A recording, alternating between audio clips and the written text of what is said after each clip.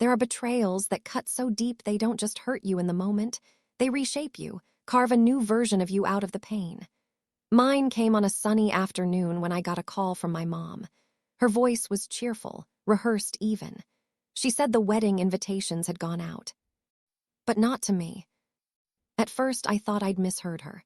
My sister's wedding, my own sister, the one I grew up with, shared a room with, cried with, laughed with, getting married, and I wasn't invited. But no, she confirmed it. The family had decided it was for the best. And in that moment, something in me broke. Not loudly, not dramatically, quietly, like a crack in glass that spreads until the whole thing shatters. So I made a choice. If my family didn't want me there, then fine. They wouldn't just lose me for a weekend wedding.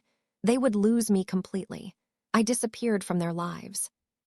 But what they didn't expect was what would happen when I left, and how my absence would echo louder than my presence ever had. It all started months before the wedding was even officially announced.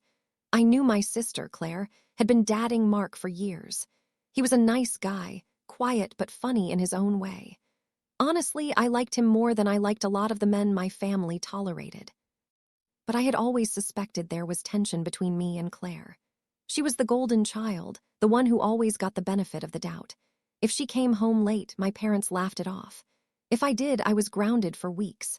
When she got into an expensive hobby, ballet, violin, you name it, my parents stretched the budget to make it happen. When I asked for art supplies or money for a school trip, I was told to be realistic. Even so, I didn't think things would get to this level. One evening, Mom called me into the living room. She had this tight smile on her face, the kind she wore when she was trying to soften a blow. Dad was sitting beside her, arms crossed, while Claire sat smugly on the armrest, like she had been waiting for this moment. "Sweetheart," Mom began, "Claire has some wonderful news." Claire held up her hand, flashing a sparkling diamond ring. "Mark proposed. We're getting married next summer." Everyone clapped. Dad stood up and hugged her. Mom gushed over the ring. They toasted with cheap champagne pulled from the fridge. And me, I smiled politely, clapped half-heartedly, and whispered congratulations. But inside, I felt something shift. It wasn't jealousy, it was dread. Because deep down, I knew what was coming. Weeks passed, plans were made, venues were discussed, dresses were ordered. I wasn't involved in any of it. No, come with us to try on dresses. No, help me pick the flowers. Claire didn't even send me a Pinterest board the way she did with her college friends. Still, I told myself not to overthink. Maybe she was just caught up in it all. Maybe things would even out. Then came the call. I was at work when my mom rang. She sounded oddly casual, like she was delivering normal news. "We've decided it would be better if you didn't come to the wedding." My stomach dropped. What? "There's just tension. You know how things can get. We don't want drama.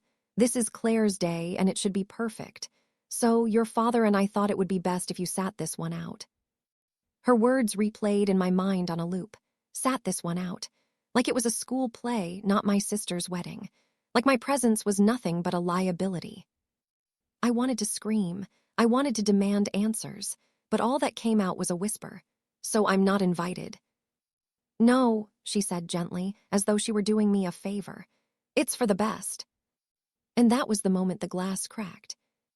I hung up the phone and just sat there at my desk, staring at nothing. The hum of the office, the clicking keyboards, the laughter of coworkers, all of it blurred into static. My hands were trembling. My face felt hot. I didn't even realize I'd been holding my breath until a coworker asked if I was okay. "I'm fine," I lied, though my chest was collapsing. For days afterward, I went through the motions of my life like a ghost. I showed up to work. I answered emails. I smiled at the barista. But inside, I was replaying every moment from my childhood, searching for the exact point where things went wrong between me and my family. There were so many little clues. The way my parents spoke about Claire, our perfect girl, our shining star, as though I was just the placeholder child. The way they saved for her college tuition, but told me to take out loans. The way every Christmas she got shiny, expensive gifts while I got practical things like socks or gas cards. And now this, banned from my sister's wedding, not even asked, told. What hurt the most wasn't just being excluded. It was that no one fought for me. Not one person in my family called to say, "This isn't right." Not my aunts, not my cousins, not even my grandmother. Everyone just went along with it.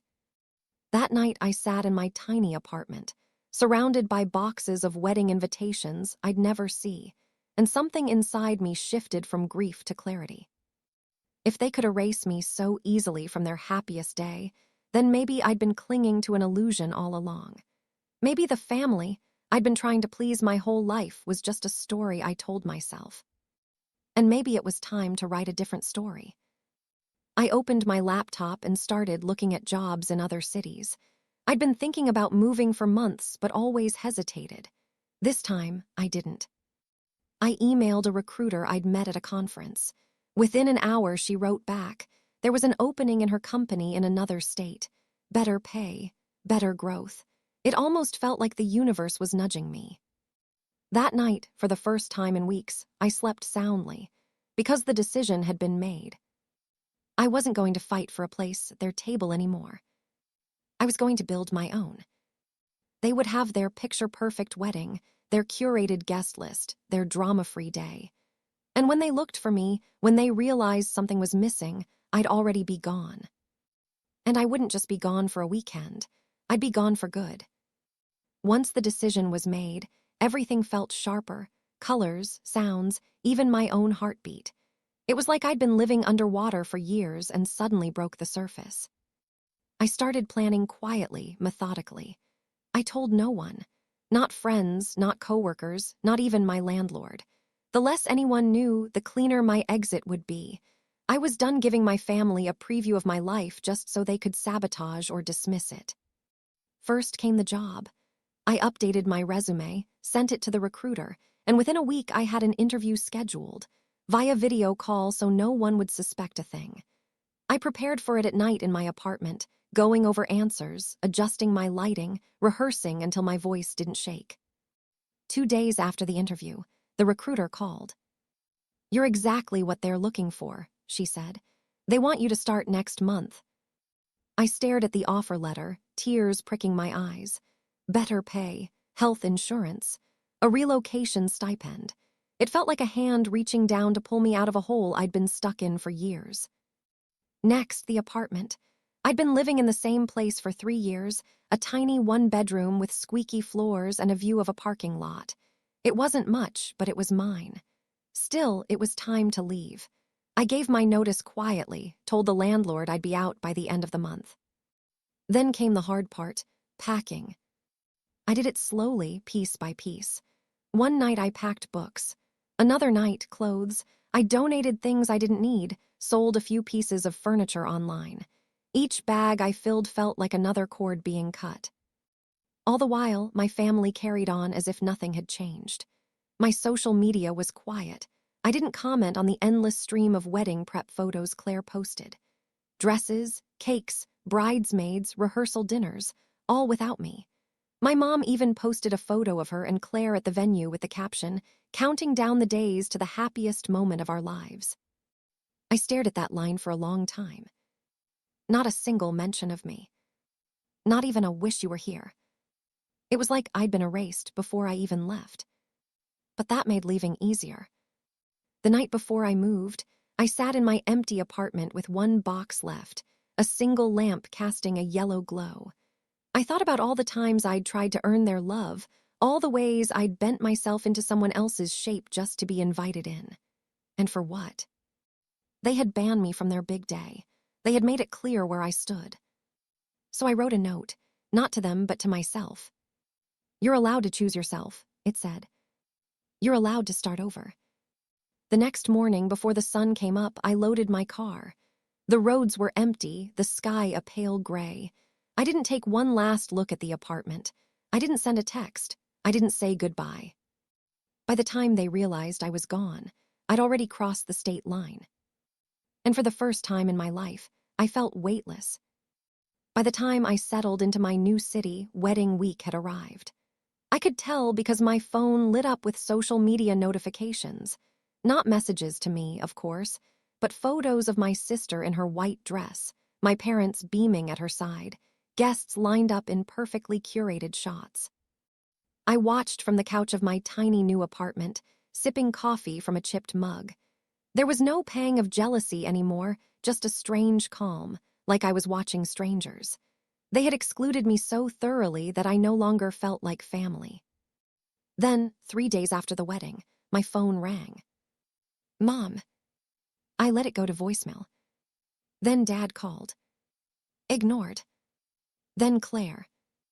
I almost didn't pick up, but curiosity won. Where are you? She snapped the second I answered. Her voice was sharp but cracked at the edges. Mom's freaking out. We had to tell people you were sick because you weren't answering. I took a deep breath. I'm fine, I just moved. Silence. Then, moved where? A different state, I said flatly. A different life. You didn't even tell us, she hissed. Do you know how embarrassing it was when people asked where you were? I actually laughed, not cruelly, just quietly. Claire, you banned me from your wedding. Why would I think you cared? Another pause, then the line went dead. It stayed quiet for 2 weeks. No calls, no texts. I started my new job, unpacked boxes, found a cozy cafe down the street. For the first time in years, I slept without a knot in my chest. Then Mom's email arrived. A long, frantic block of text. Your father and I are shocked. We don't understand why you've cut us off. We were just trying to protect Claire's big day. We miss you. Please come back. Things are harder than we expected now that you're gone. We need to talk. I stared at the screen, stunned. Harder than they expected. I found out why 2 days later. An old family friend sent me a message on Instagram. Hey, saw your sister's wedding photos. Your parents looked stressed. Heard something about the catering falling through and a last-minute payment disaster. Are you okay? I blinked at the screen. It hit me I'd been the quiet one, the dependable one, the person who always bylaid them out of emergencies, who quietly paid deposits or loaned money, just until after the wedding. Without me, the safety net was gone. I didn't reply to my mom's email. I didn't reply to the texts that followed. I let them sit in their silence. Meanwhile, my life was blooming. The new job was challenging but exhilarating. My boss took me under her wing. My coworkers actually valued my input. On weekends, I explored my new neighborhood, art galleries, bookstores, hidden trails. One evening, sitting by my window as the sun set over the skyline, I realized something shocking. I didn't miss them. I missed the idea of them, the family I thought I had, the one I kept trying to earn my way into. But that family never existed. I had created my own now. And as the weeks passed, their calls grew fewer, the emails shorter, the messages less angry and more desperate. I wasn't vengeful. I wasn't smug. I was just free. And for the first time, they were the ones left wondering where they stood. Months passed, seasons changed, and with them so did I. At first, I thought the quiet would feel lonely, but it didn't. My life was suddenly filled with people who chose to be in it. Friends who invited me to dinner just because they enjoyed my company. Coworkers who asked for my advice and actually listened. Neighbors who stopped by to drop off homemade cookies instead of judgment. And then came the promotion. 1 year into my new job, my boss called me into her office. She didn't just praise my work, she offered me a leadership position on a major project. The kind of role that put me on track for a career I had only dreamed of. The day I signed the paperwork, I got another call from Mom. I almost didn't answer, but something inside me whispered, "Pick up." Her voice was shaky. "Sweetheart, we need help." She explained that after Claire's wedding, expenses had piled up. Dad's health wasn't great. They had assumed, as always, that I'd be around to pick up the pieces. I listened quietly, and for the first time in my life, I didn't feel guilty. I didn't feel small. I didn't feel like the child who had been shoved aside in every family photo. Instead, I said calmly, "I'm sorry, I can't fix this for you. I have my own life now, a good life." There was a stunned silence on the other end.